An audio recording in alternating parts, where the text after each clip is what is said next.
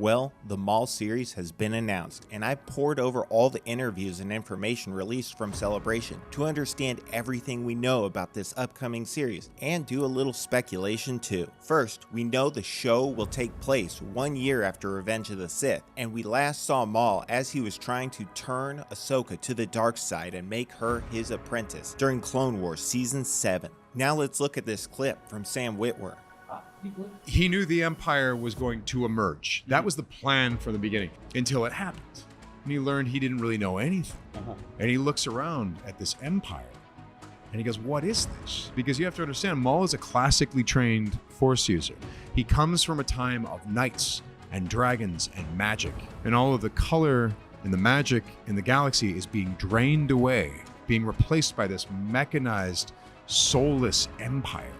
How does he feel about that? Is that what he signed up for? Is that what he thought he was building with his master? And further, how does he feel about the Jedi Knights now that they're gone? Has his opinion changed? Who knows? Perhaps offer some wisdom to the next generation. And that's a whole other set of questions. How does Maul train an apprentice? Not how does a Sith do it? How does Maul do it? So Maul seems to be re-evaluating both the Sith and the Jedi as he watches the color drain from the galaxy. Maul is also having to witness Darth Vader doing the job he was promised in the new Empire, which probably is pretty painful for him. We know from Clone Wars Season 7 that Maul is definitely looking for an apprentice too, one that he can train in his own style of Force wielding, separate from the Jedi and the Sith. At least that's what Sam implies.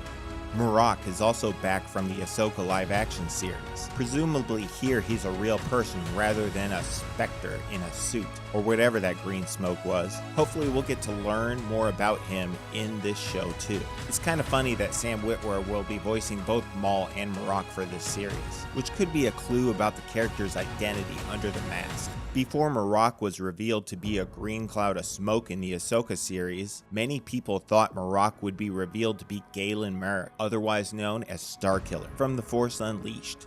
Once Marok died as a green cloud of smoke, that talk seems to have died down. I mean, Starkiller was voiced by Witwer, just like Marok, and Starkiller was also dead by the time of the New Republic, at least from a certain point of view. So I never thought revealing Marok to be a green cloud of smoke or gas disproved that he was indeed Starkiller, and I think there's still room for that to happen. One thing we can say about Dave Filoni: I work in very big arcs and timelines. I always have a lot of things planned. Brooke Cast, one of the Mandalorians under Maul's command during the Clone Wars, is also back. Many people think she'll be revealed to be the armor from the Mandalorian. One thing the show's producer, Athena Portelio, mentioned during her Star Wars Celebration interview was that they had the goal of making the show 25% better in every way compared to the Clone Wars. 25% better animation, better stories, and she thinks they nailed it. Of course, the producer would say that, but it gives you an idea of the mindset they were going into the show with, to make the best Lucasfilm animated show yet. The show's head writer is Matt Michnovetz, who has been working with Lucasfilm since Clone Wars Season 3 and did a ton of work on Season 7, as well as writing for the Bad Batch and Rebels, so I think we're in good hands here. At this point, we've probably all seen the clip of Sam hinting at old George Lucas lore being brought back for this series. But I did want to at least point out that Sam will not commit to the Twi'lek from the leaked trailer being Darth Talon. And honestly, we may not find out for certain when the show comes out, because Darth names are never given at birth. So this Twi'lek could be Darth Talon without having that name for the entirety of the series. It's also interesting that Sam hints at Maul having his own philosophy, separate from the Sith and Jedi. Later in the timeline, in Star Wars Rebels, he dropped the Darth title altogether, preferring to go by Maul only. So if Maul is teaching this girl a new philosophy of Force arts, how would she become a Darth at all? I hope they don't change her name. Whatever the case, bringing her into Disney Star Wars canon is a BFD. We know from interviews with George and Dave that they were setting up lore to build out in the sequel trilogy within the Clone Wars TV series. I mean, it's kind of obvious they had already brought Maul back and were starting to get into the origins of the Force with Mortis and the Ones, only for those threads to be dropped by Kathy, Bob Iger, and J.J. Abrams. But I think Dave is setting up the opportunity to do George's sequels in a big way if given the chance, and maybe instead of his upcoming film adapting Heir to the Empire, it's actually an adaptation or takes large elements from George Lucas's sequel trilogy.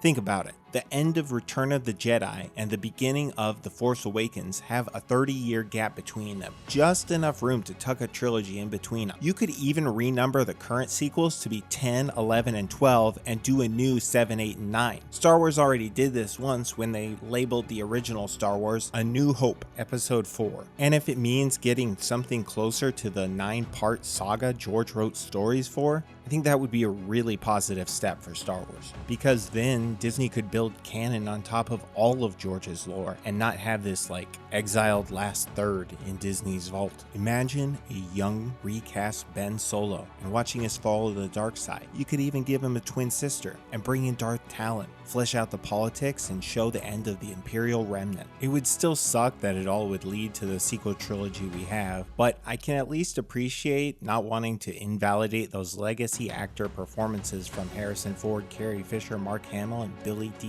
Williams. Doing this could also fix the problem of all the Skywalkers being dead after Episode 9, especially if they bring in a couple of additional solo kids, like the Thea or Jaina twin for Ben, and maybe Han and Leia's other kid, Anakin Solo, from the expanded universe. They could be off on another adventure during the current sequel trilogy. Now another clip of Sam.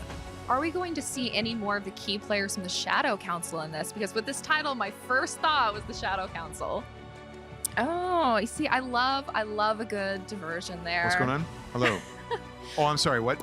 Sam avoids the question entirely, but I think the answer is no. The Shadow Council is a post-Empire League of Imperials, and Maul was never in league with the Imperials, at least as far as we know. Instead, I believe the title, Maul Shadow Lord, is in reference to Shadows of the Empire, which heavily features the Black Sun organized crime group, which Maul is associated with. Now I just want to speculate on why this show is being made at all, and of course there is no silver bullet answer, but I think one of the major reasons is Darth Maul is very popular with boys. This has been the case going back all the way to Episode 1. He's got a cool factor that other Star Wars characters don't have, with his double-bladed lightsaber, acrobatics, devil face, and horns. And the hype for Maul has not died down for kids who are into Star Wars. Maul also has way more fan films than most other Star Wars characters. People love making films with Maul fighting. Anyway, I'm sure Disney has plenty of analytics to back up Maul's popularity. Do you think they will retcon Darth Maul's death a second time due to his popularity and the fact that he was supposed to be in George Lucas' sequel trilogy? They actually do have some potential foreshadowing for this in Clone Wars Season 7 when Obi-Wan tells Ahsoka to capture Maul instead of kill him, because he never seems to stay dead. So will Maul live again? Let me know what you think in the comments.